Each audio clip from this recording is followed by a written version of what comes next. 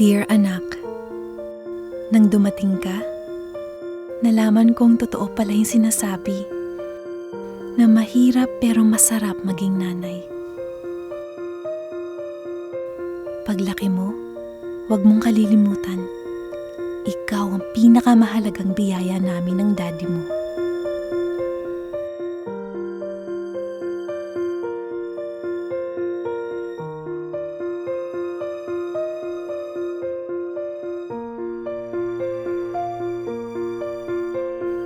Noon, inaasam-asam ko lang ang magkaroon ng anak. Pero binuo mo ang pangarap kong magkaroon ng pamilya.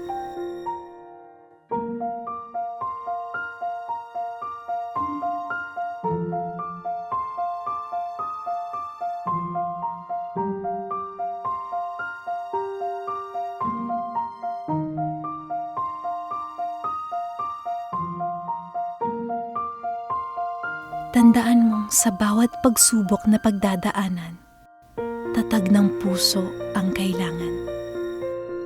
Kanino ka pa ba magmamana kundi sa tatay mong bata pa lang, palaban na?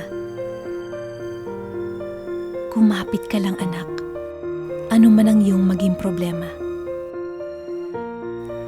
Pagkaluwal sa'yo, sinubok agad tayo. Pero ibinigay pa rin sa iyo ang hininga ng buhay at para riyan, nagpapasalamat ako. Lakasan ang loob at humingi ng gabay at tulong sa mga nagmamalasakit kung kailangan. Ikaw si Asher Isaac, ang biyaya at saya ng aming buhay. Kaya naman, doon ka lang namin dinadala kung saan tinatrato tayong parang pamilya.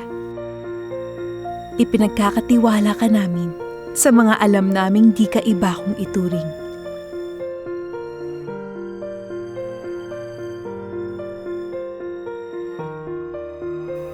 Malusog ang buo nating mag-anak nang dahil sa alagang perpetual sucor. Pinanday ng panahon. Dekalidad ang kalinga. At subok na pagdating sa serbisyo. 60 taon na silang kaagapay natin at ng napakarami pang pamilya. Maraming tumutulong sa atin para maging malusog at masaya tayo. Kaya naman alam kong anuman ang dumating sa atin, kaya nating itong harapin. Nagmamahal, Mommy.